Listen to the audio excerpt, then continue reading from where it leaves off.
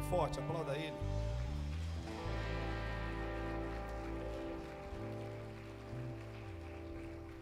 Eu quero ler um texto da palavra do Senhor com vocês. Livro de Malaquias, capítulo 4. Livro de Malaquias, capítulo 4. O último versículo do capítulo 4 é o último versículo do Antigo Testamento. Antigo o quê? Capítulo 4 do livro de Malaquias. O último versículo é o versículo 6, capítulo 4. E é o último versículo do Antigo o quê? Antigo Testamento. Diga comigo, Antigo Testamento. Se tem um testamento é porque tem uma herança. Pegou ou não? Por isso que eu repeti isso, para você entender.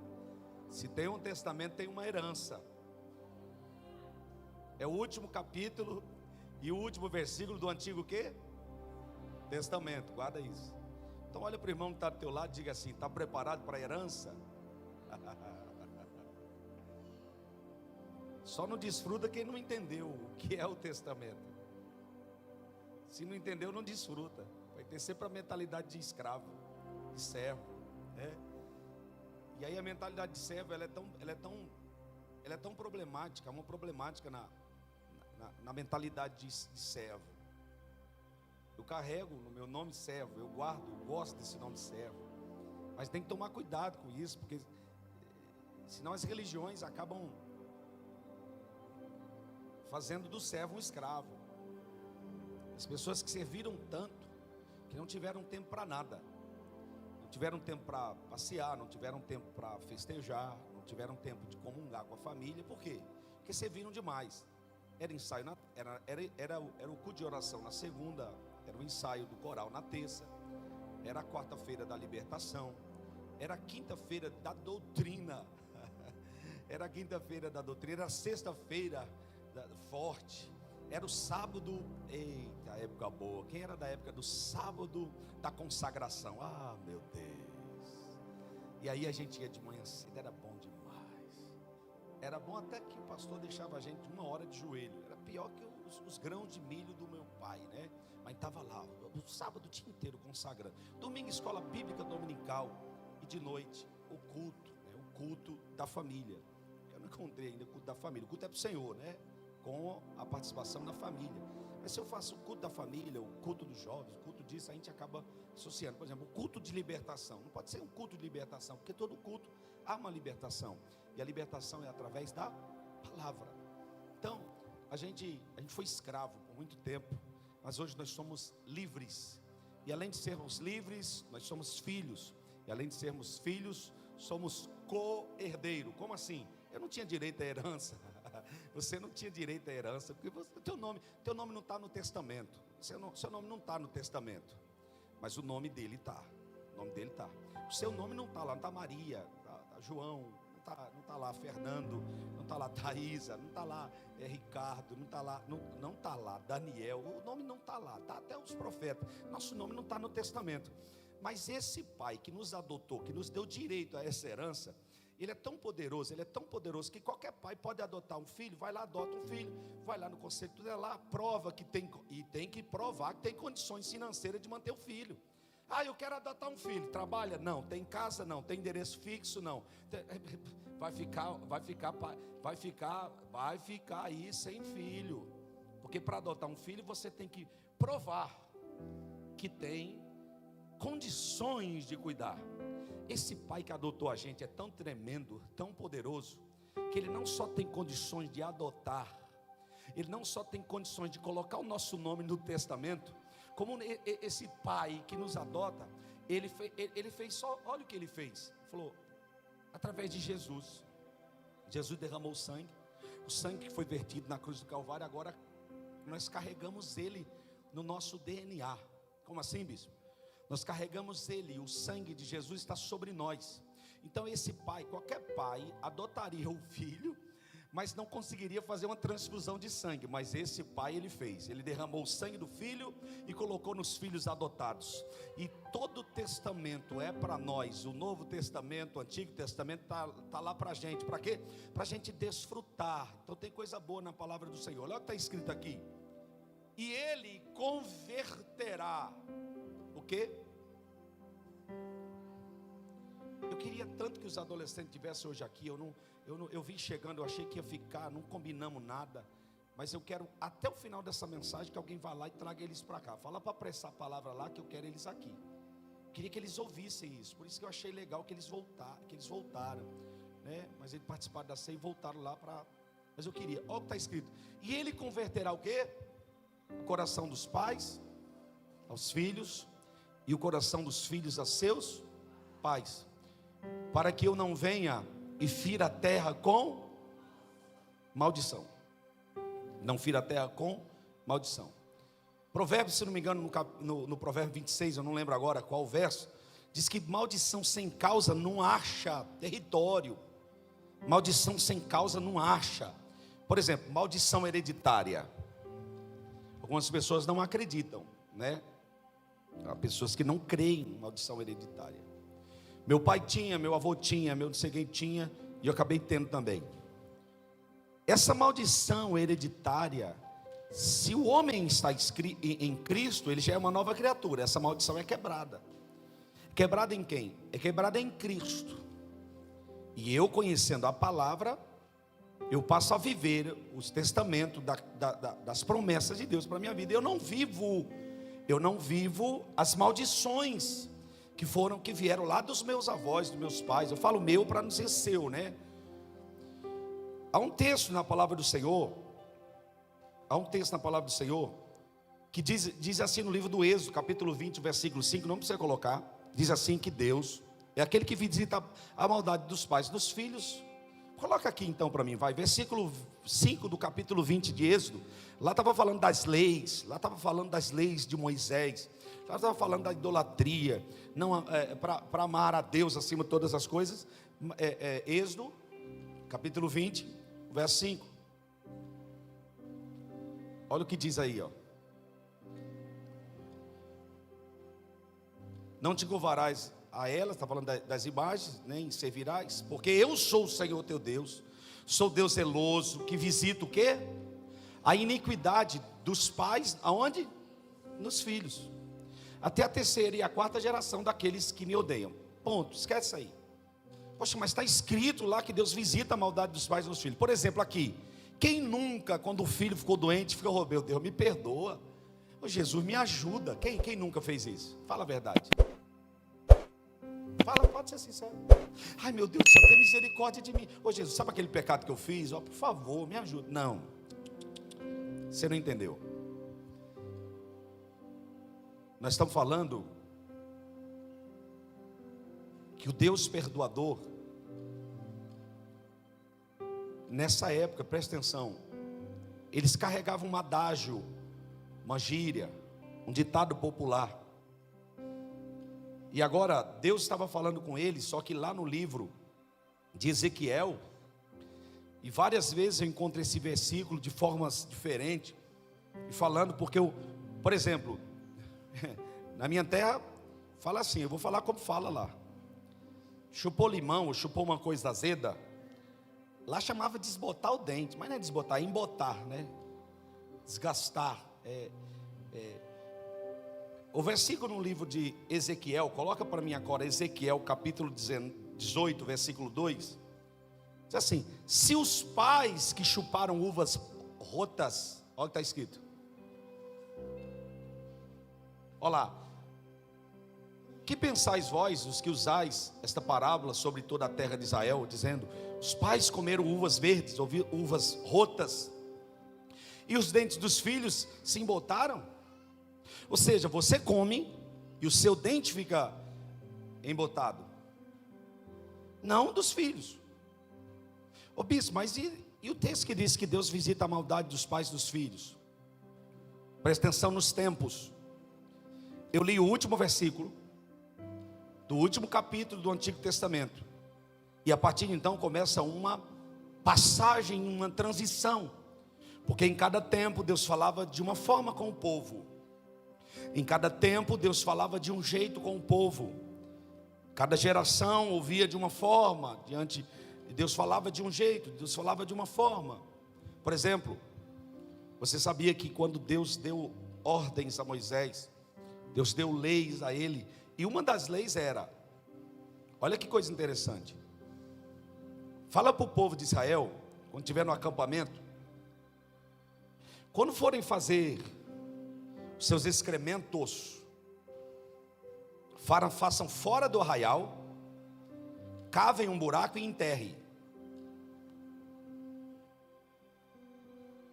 Por que Deus estava falando isso para o povo? Falei bonito, não falei? Desceu popular. Fala para o povo na hora que for fazer cocô lá. Alguém riu, é o normal, não é? Deixa eu falar. Cava um buraco e enterra a merda que vocês fazem. Tem gente que não consegue ouvir isso. É falta de ética? Eu saí da ética aqui? Era assim que Deus falava.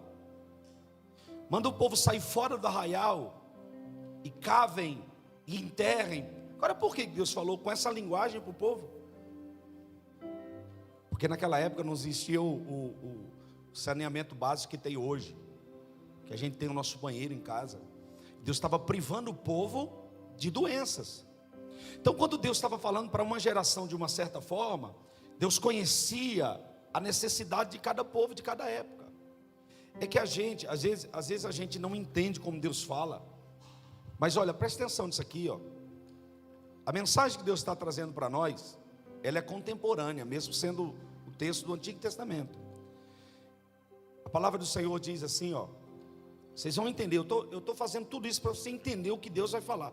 Eu trouxe a mensagem lá de trás, falando que Deus visita, e ao mesmo tempo não há maldição que seja sem causa, ou seja, nenhuma maldição que era hereditária vai seguir para nós. Por quê? Porque os pais que comeram uvas verdes, eles que botam os dentes, não são os nossos filhos. Ô pastor, mas lá está escrito que Deus visita a maldade dos pais e dos filhos até a terceira e a quarta geração. Mas lá está falando num tempo, para um povo. E hoje, toda maldição, toda palavra dita, ela paralisa, ela é impedida na cruz de Cristo. Você quer que os teus filhos caminhem debaixo da bênção? Esteja você na cruz de Cristo. Você quer que os teus filhos estejam debaixo de bênção? Esteja você na cruz de Cristo.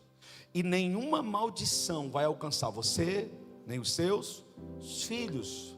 Nenhuma maldição vai alcançar você, nem os seus filhos. Quando eu falo aqui de maldição, quando eu falo de transição de tempo, nós carregamos isso por muito tempo. Quantas pessoas que foram para a igreja e receberam oração? Porque quem aqui já ouviu falar de maldição hereditária? O pai morreu de infarto, o vô morreu de infarto, eu vou morrer. Vai não, filho, não vai. E não existe só essas maldições hereditárias. Existe, mas essa maldição hereditária, ela é quebrada na cruz de Cristo. Essa maldição é quebrada em Jesus. Seus filhos não passarão o que seus avós passaram, porque em Cristo Jesus você está. A palavra que nós lemos no livro de Malaquias, diz que Ele converterá o coração dos pais aos filhos, e dos filhos aos pais. E aí esse mesmo texto, presta atenção que eu vou pedir para você colocar aí, esse mesmo texto, o mesmo texto, está no livro de Lucas, no capítulo 1, versículo 7, o mesmo texto. Converterá o coração dos pais, dos filhos aos pais. Nós precisamos entender que é Ele que vai converter o coração. É Ele. Aqui está de outra forma, ó. E não tinha filhos, porque Isabel era estéril, e ambos eram avançadas em idade, mas elas tinham promessa. E a partir de então, presta atenção nisso, começa um processo para que se cumpra essa promessa. Essa essa palavra dita no último versículo do último capítulo do livro de Malaquias, ela se cumpre aqui. Era impossível isso acontecer. Eles já estavam velhos, eles já não tinham como dar a luz, ele já não conseguia mais.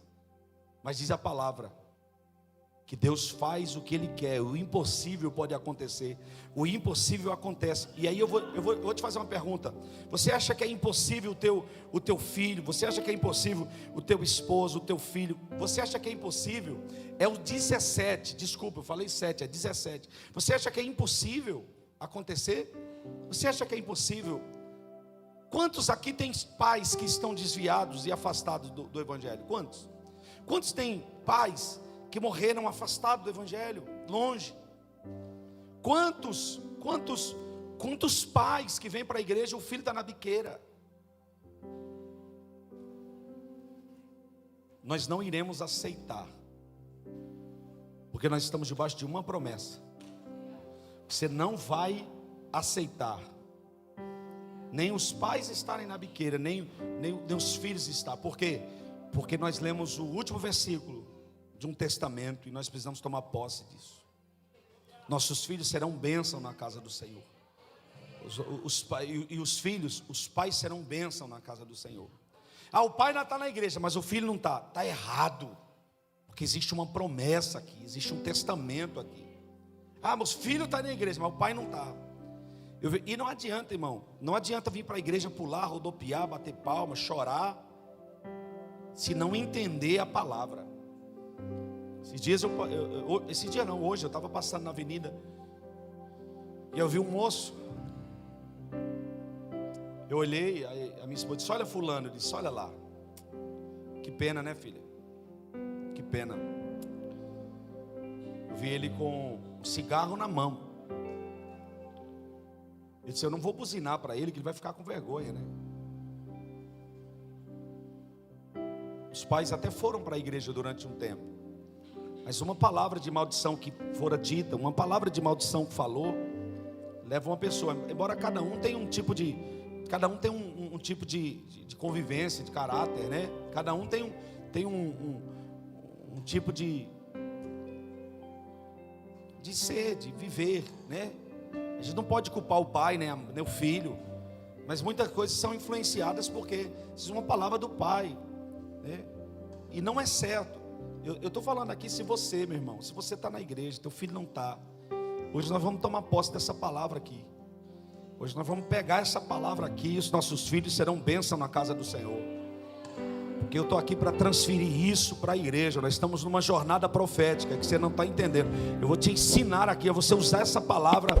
Teus filhos serão bênção na casa do Senhor. Teus filhos não envergonharão o Evangelho, em nome de Jesus. Se você é filho e está aqui, e o teu pai não está na casa do Senhor, seu pai vai se converter, ou Deus vai converter o coração dele ao seu, e o seu a dele, e vocês estarão juntos na casa do Senhor. Olha o que diz: irá diante dele no espírito do poder de Elias.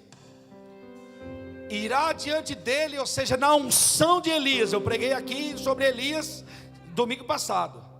Na porção do profeta Elias, Elias fez 7 grandes milagres, Eliseu fez 14. O bispo, ele não fez 14, ele fez 13. Fez 13 em vida. E quando estava morto, Eliseu estava no sepulcro. Eliseu não, os ossos de Eliseu.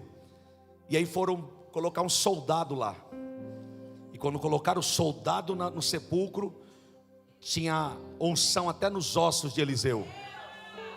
Na hora que colocaram ele lá, o morto ressuscitou, tinha unção nos ossos. Então a unção, eu preguei aqui domingo passado, a unção não é para mim, e a unção eu não vou levar ela, a unção fica, e a unção fica, e as minhas não irão ficar nos ossos, a minha eu vou transferir para alguém, e esses jovens serão bênçãos na casa do Senhor. Daqui uns dias, os jovens, não é normal o jovem amar só o celular, a gente não ensinar ele a amar os pés de Jesus. Não é normal os jovens amarem somente o videogame. E a gente, pastor, há pecado no videogame? Não tem pecado nenhum. Não é pecado jovens amarem as séries, ficar lá horas e horas assistindo uma série. Pode assistir quantas séries for, mas pelo amor de Deus, o mesmo tempo que você ficar assistindo Netflix, é o mesmo tempo que você vai ficar no seu devocional com Deus. Os nossos jovens serão jovens diferentes em nome de Jesus. E por que nós estamos pregando isso? Quase um ano pregando isso, porque a nossa geração precisa deste avivamento para viver os últimos dias da igreja da face da terra. Os últimos dias que serão difíceis, os últimos dias que serão de dores, os últimos dias que serão difíceis de passar, mas os nossos jovens estarão com o coração convertido ao Senhor, ao Senhor, ao Senhor, ao Senhor. Vamos para o monte, manda uma vez, 2 vezes, 3 vezes, 4 vezes. O coração não está convertido, nós vamos orar para Deus converter o coração dele. Porque no próximo dia que a gente for, o primeiro dia nós fomos no monte, nós subimos em 8. Mas na segunda vez nós já subimos em 17. Se diminuir em 1, semana que vem, a não ser que você vá assinar um contrato milionário, beleza, vai, porque o dízimo vai ser top. Se não, meu irmão, vamos embora, porque a gente tem no mínimo que dobrar essa quantidade de gente que vai no monte. Se a gente fica 2 horas, 3 horas no futebol, se a gente fica 4 horas numa série, se a gente fica 2 horas no WhatsApp, a gente vai ficar pelo menos 5 horas na presença de Deus, dizendo assim: eu não quero descer daqui, eu não quero descer daqui, eu quero ficar aqui, eu quero ficar buscando a presença de Deus aqui. Oh meu Deus, oh meu Deus. Mas eu não vou forçar você. Nós vamos ensinar você que a presença de Deus é maravilhoso. Meu Deus do céu, onde a gente estava uma graça, uma glória, e o céu estava aberto, e a gente estava orando que tem coisa que a gente não pode colocar, tem coisa que a gente não pode colocar lá nos status, tem coisa que a gente não pode colocar lá nos stories. Primeiro, que o religioso vai criticar a gente, e segundo, que tem gente que nunca vai entender, meu Deus, o tamanho da bênção, o tamanho meu Deus, daquilo que Deus fez conosco ontem em cima do monte. Mas vou falar uma coisa: se eu pudesse, eu ficava lá, eu armava uma tenda e ficava lá. Mas é que eu tenho uma baixinha aqui, tenho uma pequenininha aqui, tenho uma família para cuidar, tem a igreja, mas a vontade que tem da gente ficar lá. A gente estava orando assim, olhava para o céu aberto, e aí eu dizia: Deus, me dá uma visão. Mas me dá aquela visão. Eu quero ver cavalo no céu. E outro dia eu vi, o presbítero desci, não foi descer? Estava eu e o presbítero desci numa área, os irmãos batendo um papo lá na casa, nós olhando para o céu. Eu contei esse testemunho aqui. De repente eu olhei para o presbítero, desci. Vem cá, desci, de novo, só para mim. Vem aqui, corre aqui, para mim, para você saber que não é mentira. Você não saber que não é. Eu não minto, irmão, eu não minto. Glória a Deus. Eu não minto. Nós estávamos nós dois lá. De repente eu olhei para o céu e disse: você está vendo o que eu estou vendo? Está ligado já? Estou vendo, eu vi. Falei: você está vendo? Eu falei: estou vendo. O pastor perguntou se tá Fala vendo. pertinho aqui, ó. O pastor perguntou: você está vendo que estou vendo? Estou vendo. Será que é verdade mesmo? Fala pertinho do microfone. Aí nós olhamos assim, nós dois juntos, e nós vimos o cavalo branco passando assim, e foi, nós acompanhando, e olhávamos um para o outro e voltava lá. É um cavalo mesmo, branco. Aí ele foi galopando. foi. No céu. No céu. De repente ele foi e desapareceu. E não tinha nada no céu, somente aquela, a gente podia dizer que era uma nuvem, mas era uma visão. Foi uma visão. Aí o extraordinário foi o segundo, porque veio o outro. E o outro era maior do que o primeiro. E ele vinha como? Galopando. Galopando assim, ó. Tipo galopando. Só tinha o céu limpinho. Só tinha aquele cavalo ali. Uma nuvem, mas no formato de um cavalo perfeito. E nós olhou e falou: aí ele veio e sumiu. Aí ele foi e sumiu. Mas não é que a nuvem se transformou e estava um cavalo, virou um dragão, ou virou uma espada. Não, ele veio e sumiu. Só que aí veio pela terceira vez. E pela terceira vez nós ficamos mais ou menos uns 10 minutos tendo aquela visão. O cavalo saiu do horizonte e ele veio bem devagar, cavalgando. E quanto mais ele saía de lá, maior ele ficava. E quanto maior ficava, dava para ver tudo, irmão, do cavalo. E quando ele chegou no final, pertinho da gente, ele sumiu.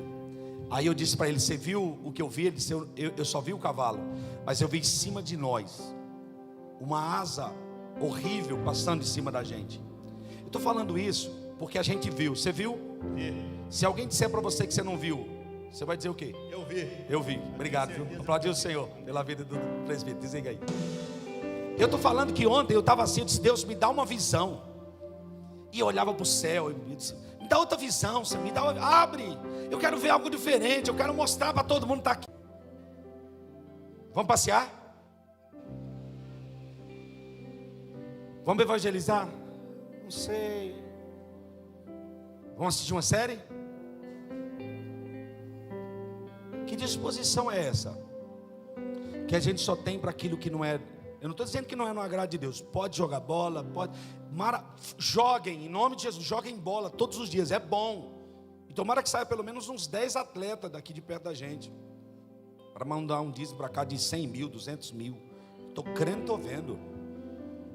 Mas nós precisamos entender por que Deus está convertendo o coração, por que Deus está transformando essa geração, por que Ele precisa transformar para receber aquilo que estava sobre Elias. Nós não seremos a geração que vamos levar para a sepultura.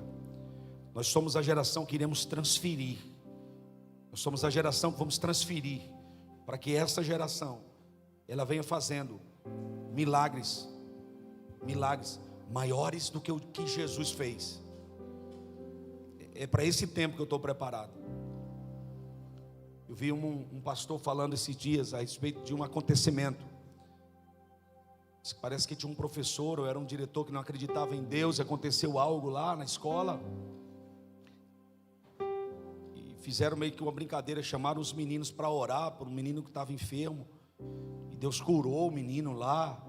E os meninos começaram a orar lá na sala, adolescentes. Começaram a orar lá na sala de aula.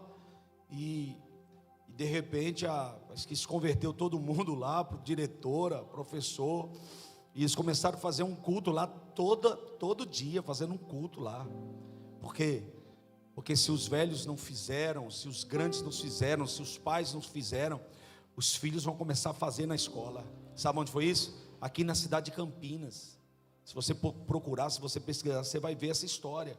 É disso que eu estou falando. Essa geração nova que está vindo aí vai fazer o que a gente não fez. Vai fazer aquilo que a gente não fez, aquilo que a gente não teve coragem de fazer. Vai chegar tempos em que jovens e adolescentes vão levar vão largar os seus smartphones, vão levar de novo a caixinha, vão levar aquelas caixinhas e fazer de púlpito, e subir em cima do púlpito.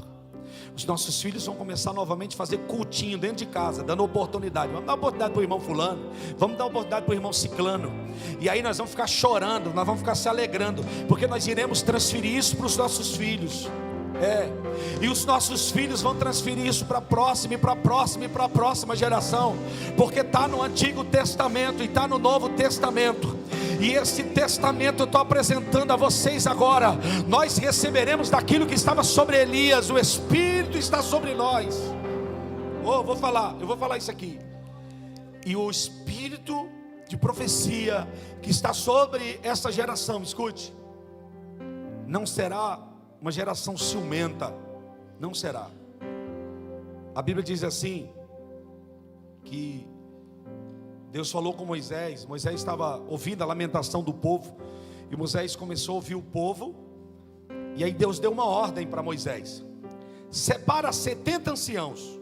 Quantos anciãos? Ancião é jovem ou é novo? É jovem ou é velho? Velho. Separa 70 ancião, 70 homens que têm experiência, 70 homens que tenham vivência. Porque assim, Jesus até pregou dos 12 anos em diante, mas a autoridade espiritual dele foi só depois dos 30. Ele precisava passar por aquele tempo como um homem para vivenciar. Tem uma menina aí comparando Coca-Cola com Fanta, Xiaomi com iPhone, fazendo só comparação maluca. Eu não entendo nada. Mas sabe o que foi isso? Porque essa geração deixou. Essa geração colocou um peso nos jovens. Os jovens irão pregar, mas irão jogar videogame também. Os jovens também irão ganhar almas, mas os jovens também jogarão futebol também. Os jovens também farão algo no reino, mas também irão parar, irão se divertir, irão jogar bola, videogame, entre outras coisas. A gente não pode colocar um peso em cima dos jovens, dizer que eles têm, que eles são obrigados. Não, você é jovem, irmão, você é jovem, eu não vou cantar, você é jovem ainda, Wellington. Você até falou, foi ou não foi? Fala a verdade. Clareia no altar hoje. Quando eu falo de jovem, e já lembra disso. Jovens serão jovens, mas serão cheios do poder de Deus. Quando eu fizer a rodinha para orar lá, quando fizer a rodinha lá, vamos pegar aqui, vamos dar o nosso grito de guerra aqui na escola. Aí alguns dão um grito de guerra, outros vão rezar Ave Maria. No seu grupo, quando disser assim, vamos rezar, dizer, peraí, deixa eu falar um negócio aqui. Ei, deixa eu falar. Deus me deu uma palavra, e eu quero falar para todo o time de futebol. Jesus é o Salvador. Jesus tem algo para a nossa geração. E eu quero orar. Ora nem que seja o Pai Nosso lá, porque a minha filha de 6 anos já sabe orar o Pai Nosso. Ela ora, e ora bonitinho. Nós iremos transferir isso para essa geração. Olha o que está escrito aí no livro. Abra aí, capítulo 20. Vou abrir junto com vocês. Livro do Êxodo. Êxodo, capítulo 20.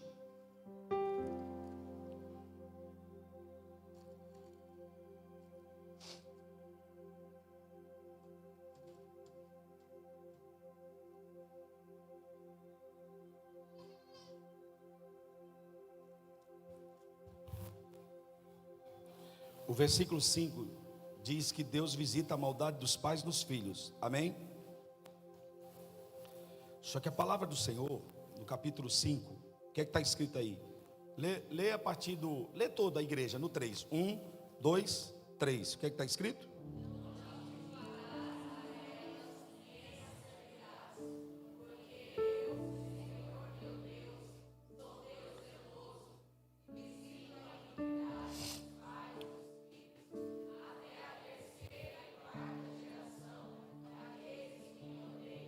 Agora nós vamos ler Deuteronômio. Deuteronômio capítulo 11.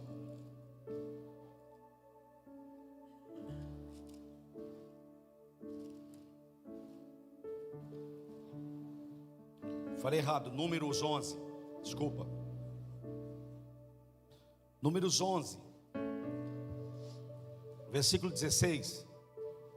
O que é que está escrito aí? Vamos lá. Números 11, versículo 16, olha o que diz. E disse o Senhor a Moisés: ajunta-me 70 homens dos anciãos de Israel. Aqui estava falando talvez de uma terceira geração, de uma segunda geração. Então ele estava falando, agora junta 70 homens dos anciãos de Israel, que sabes seres ancião do povo e seus oficiais, e os trarás perante mim à tenda da congregação, e ali você esteja com ele. O próximo. Eu descerei, e ali falarei contigo, e tirarei do quê? Tirarei do quê? Percebe a transferência de unção aqui ou não? Por que Deus estava falando sobre isso? Porque toda maldição que era transformada, ou que era tirada, que era levada, na realidade, de geração em geração, Deus estava falando, só aquele que tem unção quebra a maldição. E agora, presta atenção, Ele estava tirando de um mais novo para transferir para o mais velho. Ele estava tirando do mais novo para transferir para o mais velho. Agora tinha um mais novo que não entendeu isso, e eu vou mostrar para vocês. E agora o mais velho estava recebendo. E tirarei do Espírito que está sobre ti, e porei sobre eles, e contigo levarão a carga do povo, para que tu não as leve sozinho. Deus estava transferindo a unção. Quando fala de Espírito, não está falando do Espírito Santo, está falando de unção que estava sobre ele, estava falando de autoridade que estava sobre ele, estava falando de poder que estava sobre Moisés, e agora estava sendo transferido para os anciãos, para que os anciãos ajudassem a Moisés a carregar a carga do povo.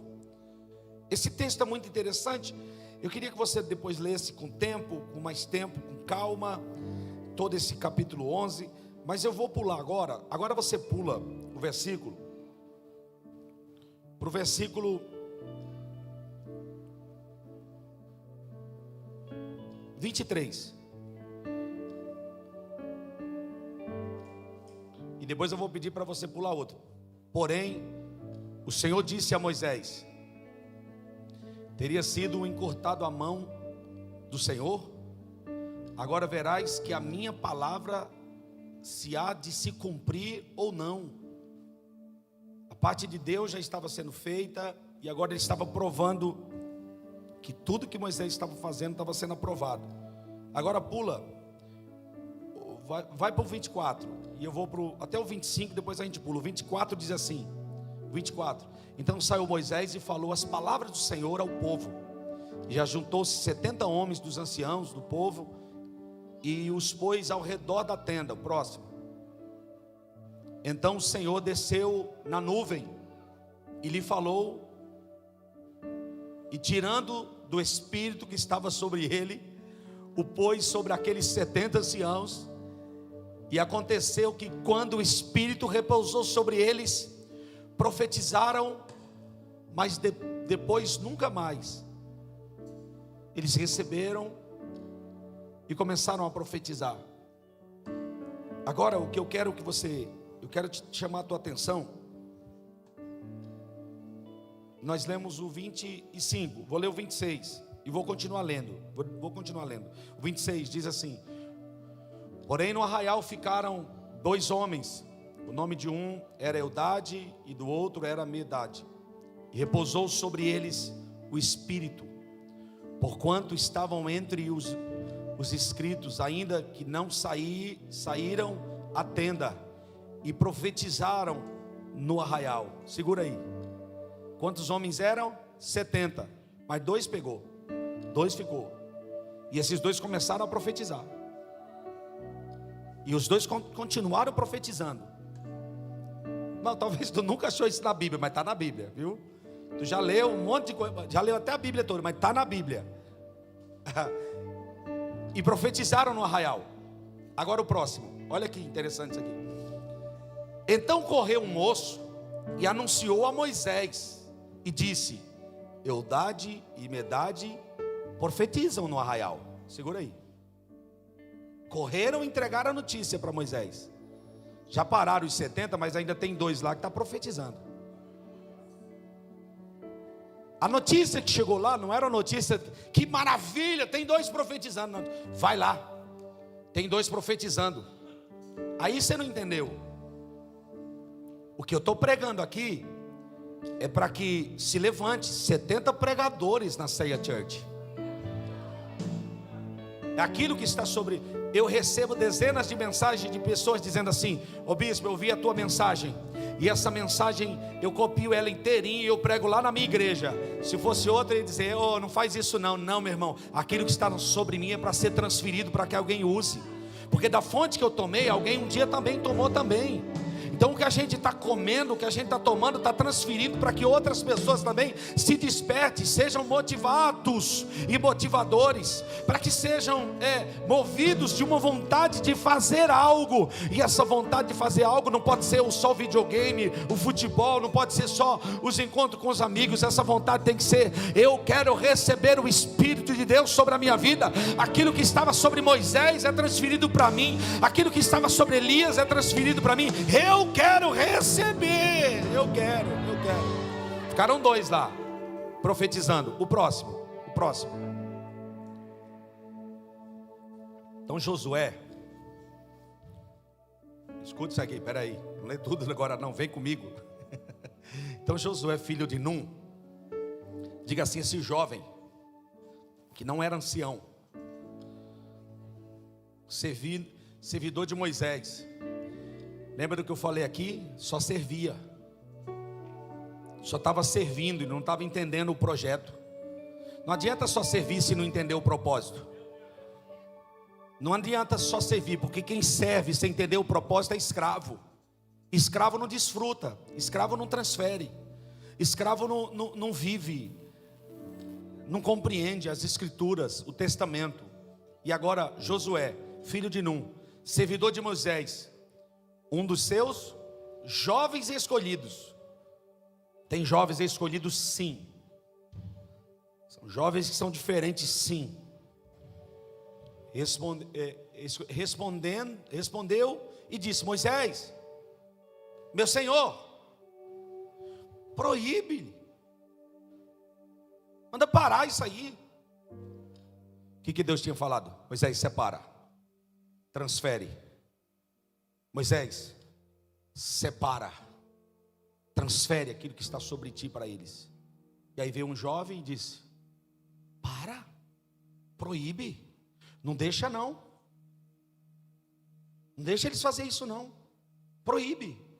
Por que ele está falando para proibir? Porque ele não entendia, ele mandava proibir. Estou falando aqui, meu irmão, que eu vim de uma geração onde o pastor Fernando lembra disso.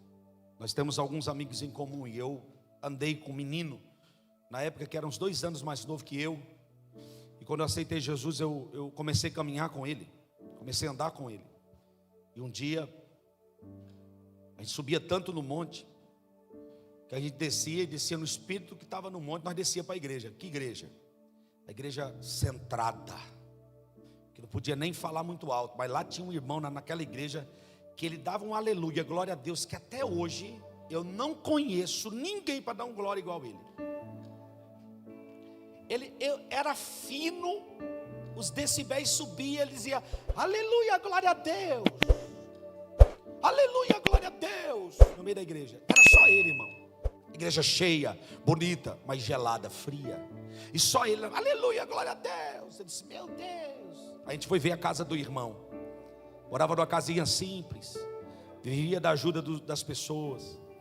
Os irmãos chegavam lá de roupa bonita, cada um querendo usar uma roupa mais bonita que o outro. Não repetia a roupa. A partir de hoje eu não vou repetir mais roupa, só vou usar preto, ninguém vai dizer mais. Outro dia eu cheguei com a camisa, uma camisa xadrezinha que eu tenho aqui. Eu tenho um trauma dela. Cadê a Ana? A Ana disse: pastor, parece que só tem aquela camisa. Não, irmão, eu gostava tanto dela. Quando eu olho para ela, eu disse: ela vai ficar aqui de herança, de lembrança, mas agora eu vou usar só preto. Falei, aí ninguém vai falar nada, né? Pode ter 10 camisas pretas, tudo igual. Aí os irmãos ficavam disputando. E lá tinha o irmão do Glória a Deus, e tinha esse irmão que eu estou falando, esse jovem, mais novo que eu. A gente subia no monte para orar, e quando a gente descia, eu não estou falando que alguém me falou, eu vi pastores daquela igreja falar assim: irmão fulano, não vou falar o nome dele agora aqui, porque pode até envergonhar ele ou os outros que estavam lá, mas disse assim: irmão fulano, para o irmão ciclano aí, pode parar com essa meninice aí. A gente descia do monte, a gente vinha num monte, ele chegava, eu andava com ele, só eu e ele chegava pertinho das encruzilhadas assim, as macumbas, do jeito que estava lá as macumbas, ele chegava, antes de chegar perto da macumba, as macumbas começavam a estourar. A gente subia no monte toda sexta, a gente subia nos montes todo sábado, a gente subia no monte todo domingo de manhã, depois da escola dominical nós subíamos no monte. E eu vi isso por muito tempo. Esse menino foi crescendo, e cada culto era uma vergonha que ele passava, cada culto era uma vergonha que passava. E aí aquela geração não soube tratar daquela outra geração, a geração que vinha não soube tratar daqueles. Mas deixa eu te falar, mas o coração daquele menino não se desviou. O tempo passou, ele continuou ainda pregando. Ele saiu de lá, eu fiquei triste quando ele foi embora de lá, era meu companheiro, e ele foi embora lá para a região de Guarulhos. E de vez em quando eu estava no Brás e encontrava ele. Ele dizia: eu estou firme lá, fica firme lá, que eu estou firme onde eu estou lá. O tempo foi passando, o tempo foi voando, o tempo passou que a gente nem viu. Passaram-se quase 20 anos e eu encontrei ele na internet. Oh meu Deus, sabe o que ele está fazendo lá? Ele tem uma rádio em São Paulo e ele tem uma igreja enorme lá em São Paulo. Ele sabe de quem eu estou falando. Eu disse: Deus, a geração passada não conseguiu apagar aquilo que o Senhor colocou no coração dele. Ele permaneceu. E deixa eu te falar, na época da pandemia, eu estava passando uma dificuldade horrível, terrível, uma tristeza, uma vontade de entrar na caverna, depressivo, doente. E aí ele ligou para mim e disse: ei, deixa eu te falar, você tem que abrir a igreja lá, viu? Eu quero trazer ele aqui um dia para pregar. Ele disse: você tem que abrir a igreja lá, você tem que fazer culto lá, nem que seja para 2 pessoas. Se 10 não quiser ir porque está com medo, vai 2. E ela só tem aquele lugar. Ele ouviu aquela palavra, me animou. Eu fui lá em São Paulo, comprei as câmeras, começamos a fazer culto com uma câmerazinha desse tamaninho, que eu digo: meu Deus do céu, hoje a gente tem 3 câmeras profissionais. Mas eu recebi uma palavra de uma geração lá de trás, e eu recebi uma palavra de uma geração que está onde? Potente, firme. Aí deixa eu te falar, os pastores que diziam meninice, abandonaram a igreja, divorciaram, arrumaram outras mulheres, mas aqueles que receberam a palavra continuam firmes. Não estou julgando geração A, B e nem C. Eu estou falando assim, ó, que essa geração de Josué era a geração nova que não queria ver os velhos. É geração que só servia. Disse: olha, proíbe. E agora, para a gente encerrar, o próximo, proíbe, para eles. Porém Moisés lhe disse: vem com a igreja toda a igreja. 1, 2, 3, vamos.